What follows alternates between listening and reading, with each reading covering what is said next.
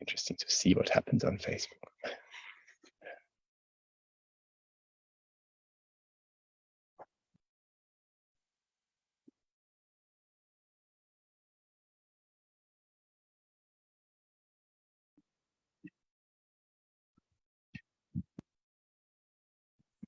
I think we're there. Good morning if you are there, because it's always this interesting thing when you have to kind of do like three little steps. And I remember this from online no talent shows. Actually, it was always like doing this, and we need some time for this, and then we're there, and then we hope we're live on Facebook. It says on our little corner we're live, so hopefully we are live. I'm sure we are. And welcome to the Sunday Matinee from the Quinta. Maybe if you watched last week's, then you will see we are now in a slightly different part on the other side of the house. We're still not in our circle, and that's simply because it's still very hot. And although, again, it's actually not that sunny today, but it's just a little bit too hot to sit where the sun is shining directly onto us. And today we have a really cool topic. Do you want to say something about it? Well, the subject that Stefan and I are going to talk about is a subject that we've been talking about a lot this week, which is what we mean really by the term ecoqueer, which is a term that we're using a lot in defining the Quinta and what it does. And I guess specifically how we might take some of the ideas that we associate with ecoqueerness and think about how they can inform or help to define or understand our daily practice. And so, yeah, I look forward to sharing a few of the moments from the last week or so when it's really helped me to reflect on what we're doing through the lens of ecoqueer theory. Wonderful. I love the talks during the week, so it will be great to sort of like to be able to share it. And of course, I would love to say thank you. I know this is your last Sunday matinee from the Quinta. Unless we can tie you to the tree somewhere. And then, well, but I shall be back.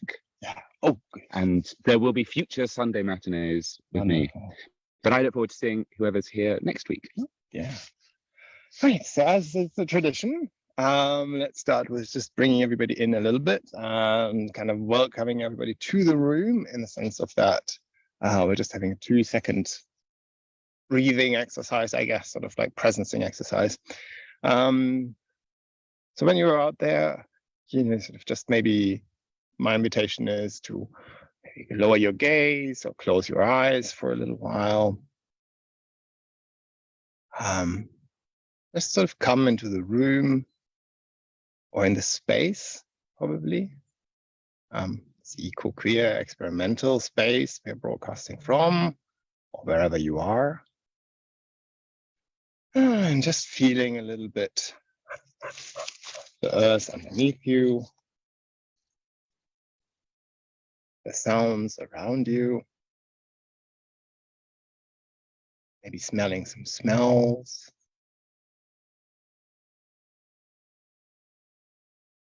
And just taking a deep breath in and out.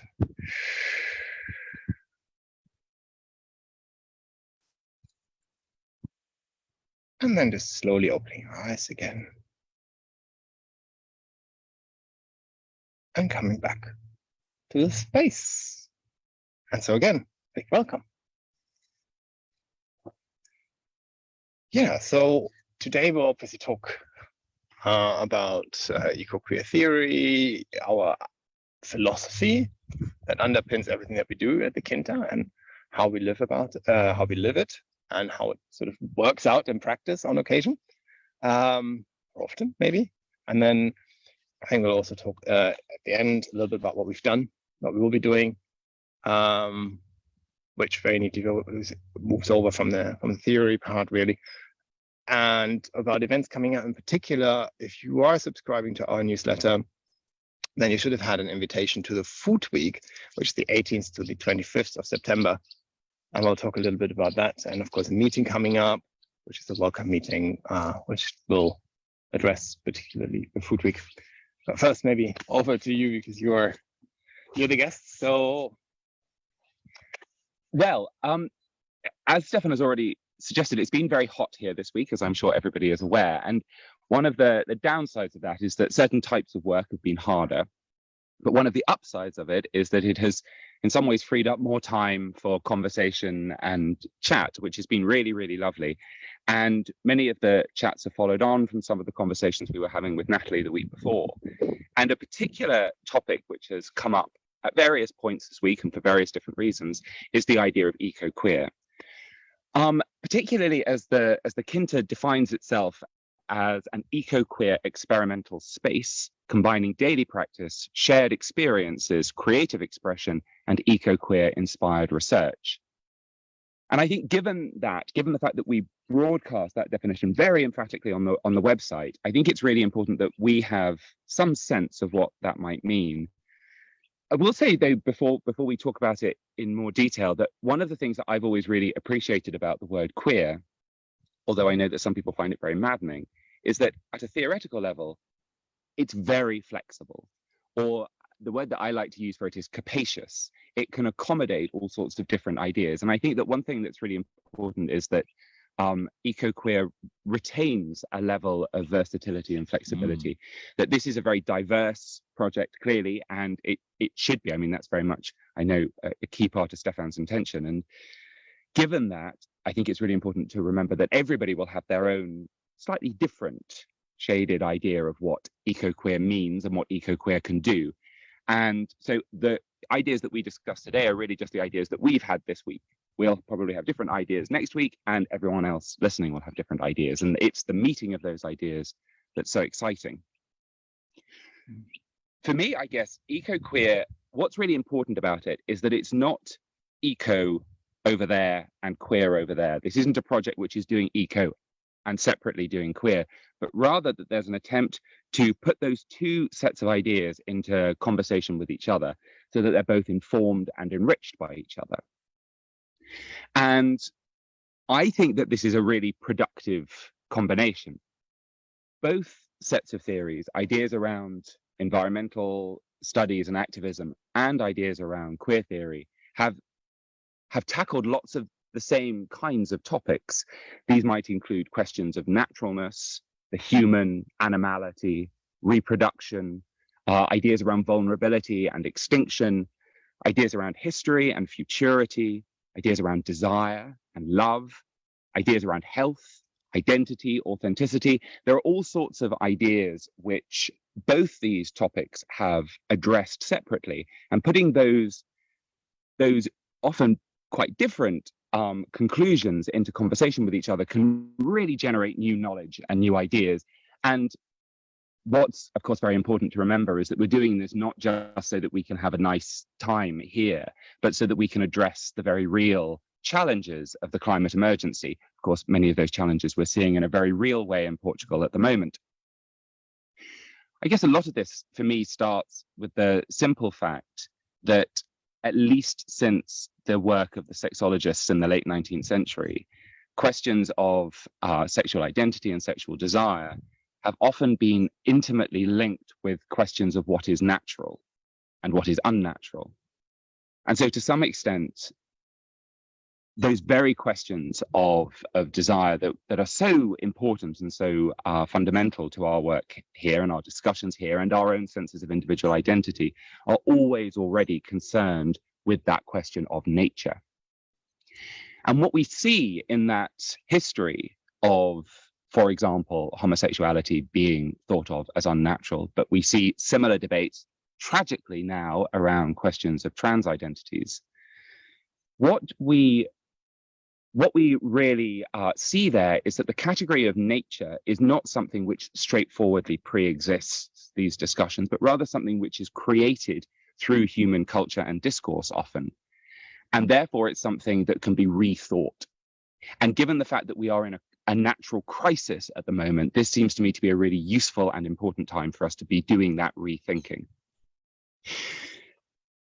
And many of the narratives of nature, I think, have been both anthropocentric and heterocentric. That is, they've put the idea of the human at their center, or they've put the idea of the heterosexual, particularly tethered to questions of biological reproduction, at the center.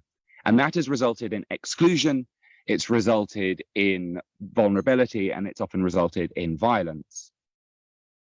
And I think that part of the theoretical work that we need to do here is to think through a series of binary oppositions, which have often been hierarchical and exclusive, and try to dismantle them.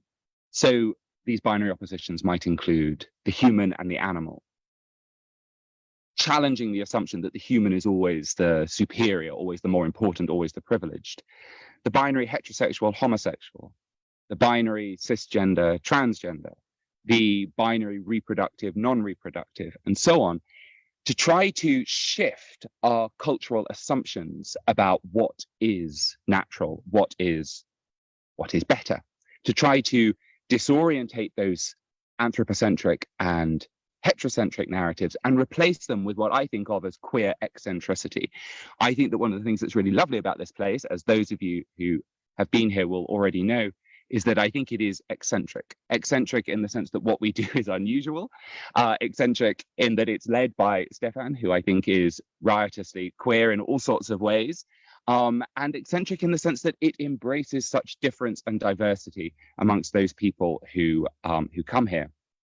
Now, all of these ideas, I guess, were very definitely in our minds when John and I were drafting the manifesto, what seems like eons ago, because I think that was even before the land project existed. It was around the time that the transaction was going, but certainly we had no idea about this concrete space.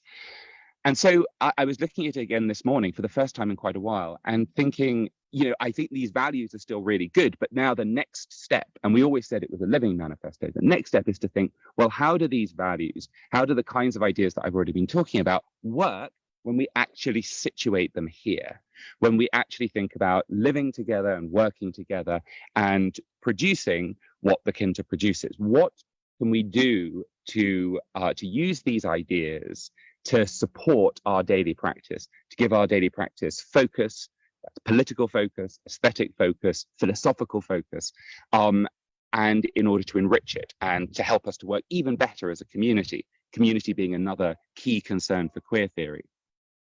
And just this week, even though because of the heat we've done relatively little, I've been thinking about kind of a few things and thinking about the way in which they can be inflected in a different way if we think through these ideas of eco-queer theory. So, for example, Stefan, despite the blistering heat, has been doing remarkable work working on the irrigation system, which he's going to talk about more in a little while, I think.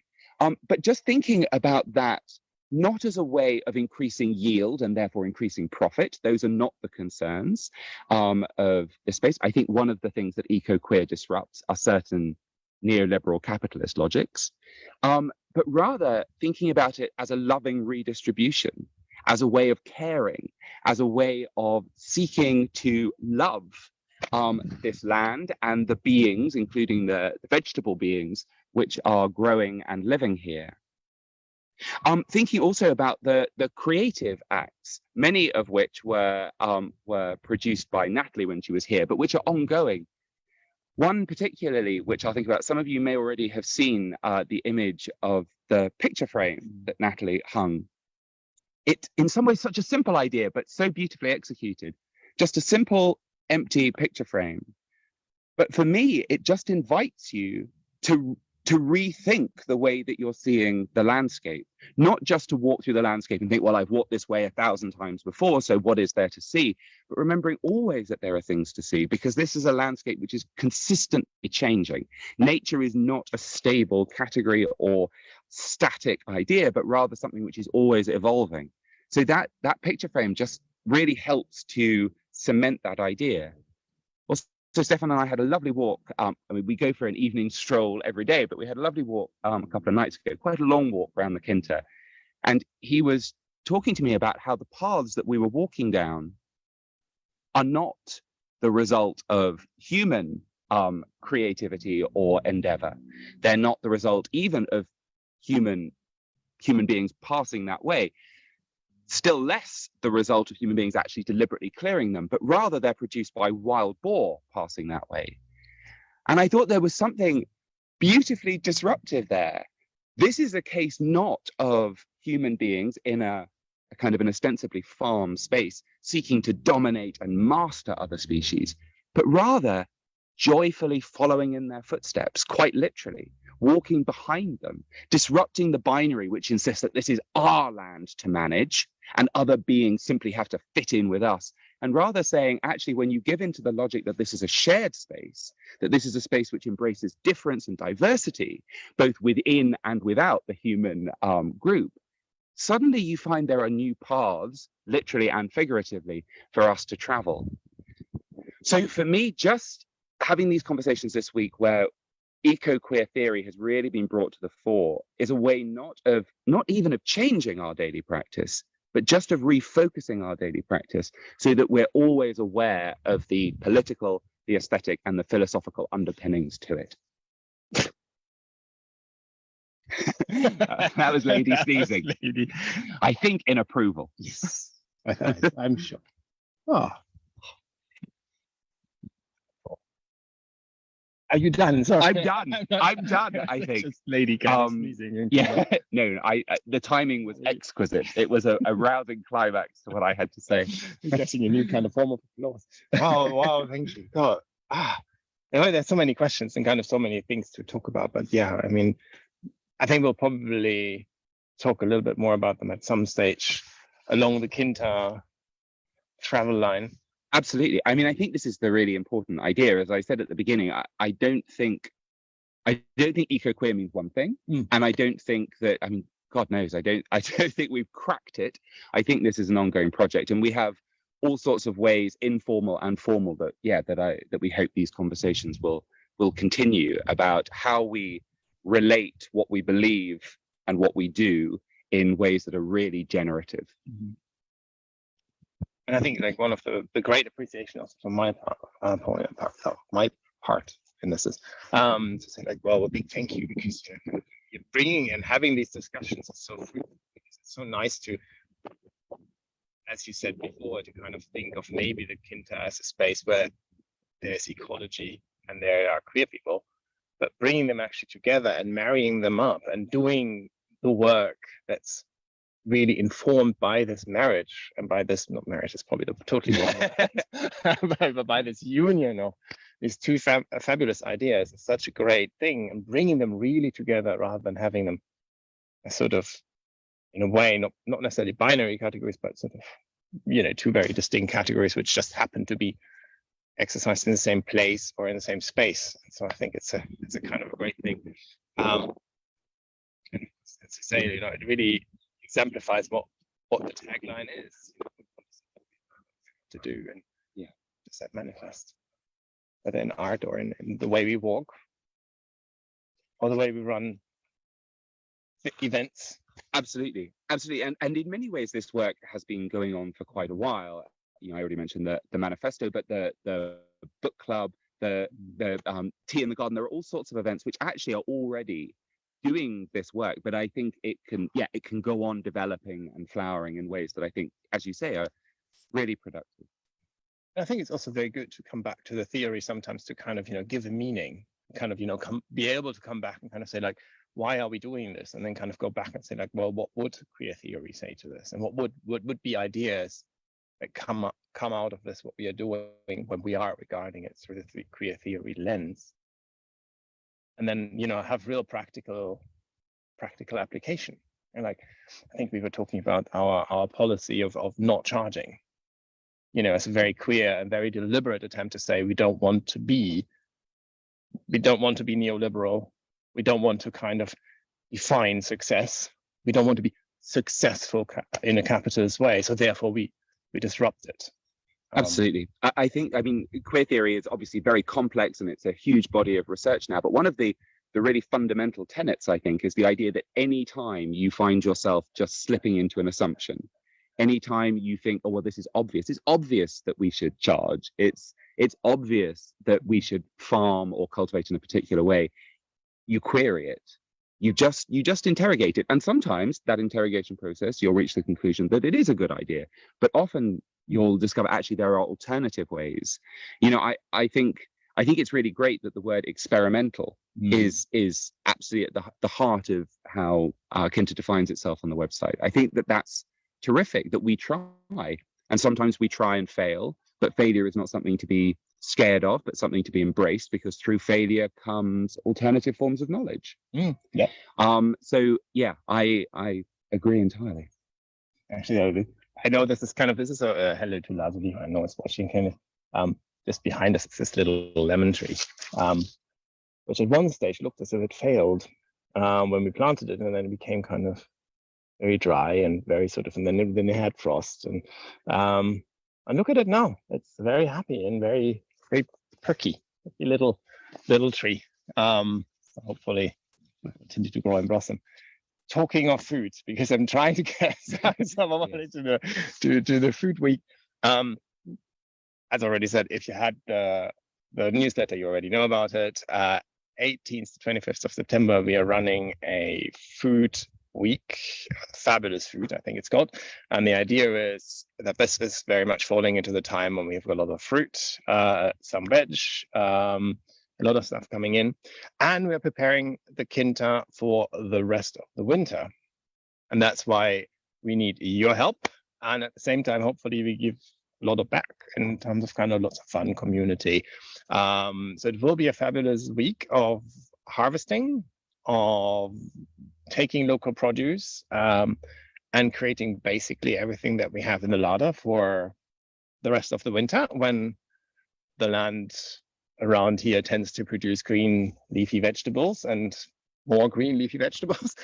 And so, because we would like to have this abundance also for the rest of the work weeks and the other kind of work that will go on over the winter. And so you're very much invited. We have about 10 places available to come here, end of September, 1 week. And to do this, we have actually a special welcome meeting, which is the general welcome meeting that we have for people who've just joined or who want to become more active. And so where we explain a bit more about the Quinta, and I'll talk a little bit about that in a moment as well. And then basically from there on, we'll talk a little bit about the food week, and how it will work for those of you who haven't been here as yet, kind of give a bit of explanation about the space and how it all works. And I should say, this isn't specific to the food week, though I think the food week looks amazing. But I would say, as somebody who's been here now for a couple of weeks, this is an amazing place to visit. It is really wonderful. The sense of community, and I've been here when it's been relatively quiet, but the sense of community and shared activity is wonderful and exhilarating. The food is actually extraordinary. The space is very beautiful. So I couldn't recommend it more. Thank you. And I will pay you later. Excellent. Yes. Fantastic. Super. Yes. Yeah. And it brings us nicely over actually a little bit to the topic of what we've done this week, apart from hiding from the heat because it's been super hot. This area has been very lucky. We didn't have any major fires around here. So 3 knocks on wood. So I guess it's the only wood I have here at the moment.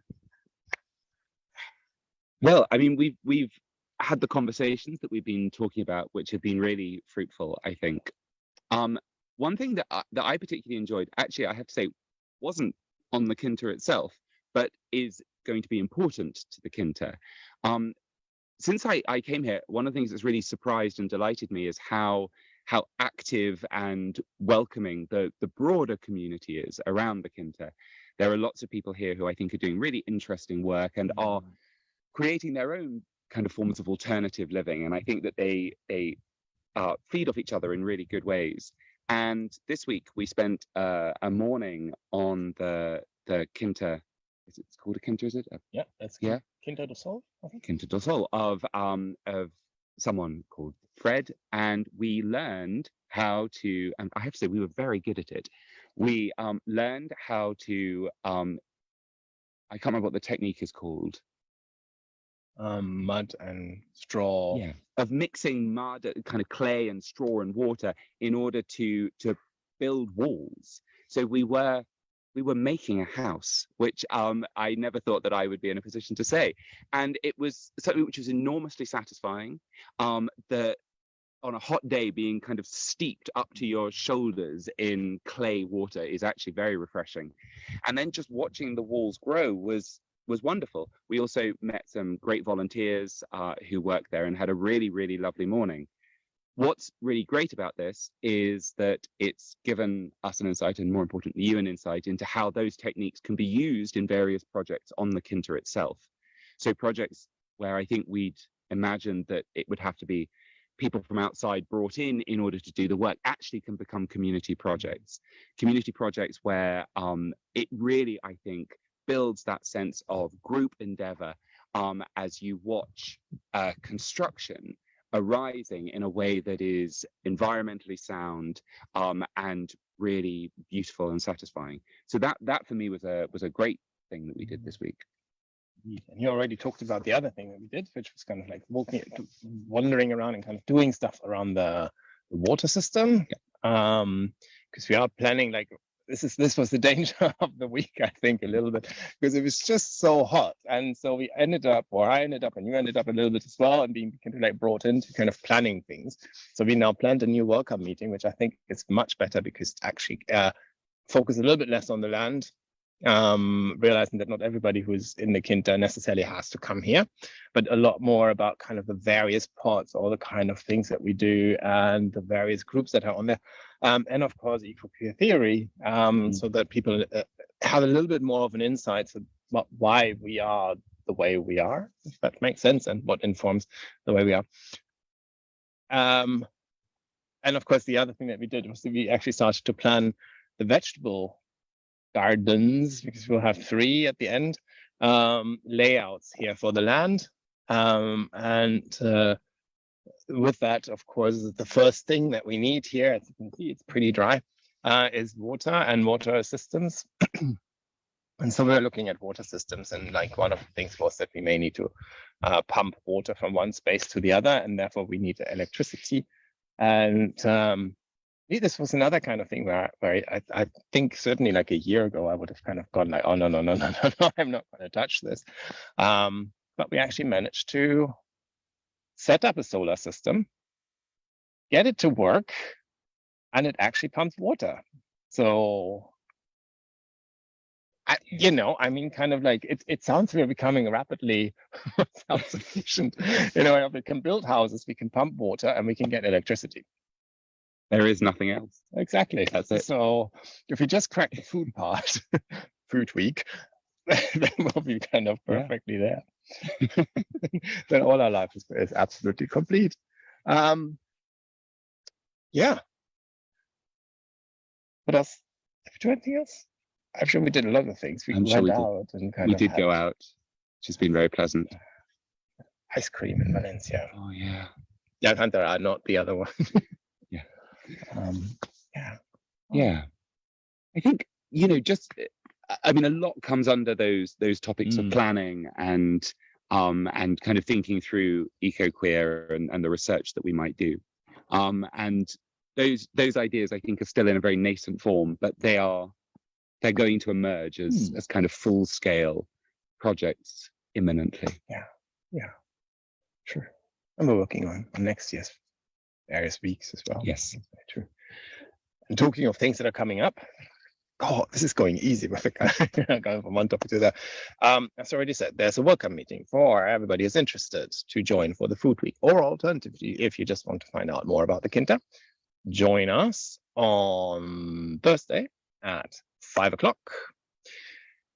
If you have already been to the welcome meeting, you should be imminently receiving an invite. That means probably Wednesday, of the Quinta social, because this is for the Quintas who have been here or have been kind of involved for a bit of time. We have a social gathering on Thursday, so you will receive that. But you can already mark it in the calendar. Then we have, of course, as the next event afterwards, the book club.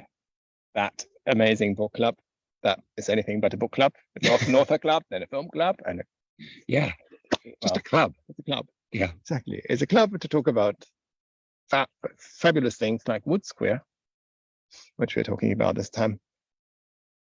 Gretchen Lager. I think last week I didn't know the author. and I think it's Gretchen Lagler, something somewhere around there. So that's on the 25th of July. So that's next Monday. So not this Monday, the next Monday. Then there's a work week coming up in October as well, 2nd October to the 9th of October. And very importantly, or kind of very sadly, there's another Sunday matinee coming up next Sunday. Help me. Without Benedict, without our premiere Yeah. person. Since I was there the first time. Yeah. Cheers of relief throughout Quintaland. There'll be a different personality next week. Lots and lots of kind of tears and kind of, you know, what we're going to do. But so for the Quinta, people come, people go, and people kind of, you know, it's a very fluid space where a lot of experiments like this take place. Absolutely. All in the sense of eco-queerness. So we're having an eco-queer week for everybody. Wishing you all having a great time. And see you either on Thursday, maybe, or on Sunday. So Have a great week. Have a great Take week. care. Bye-bye.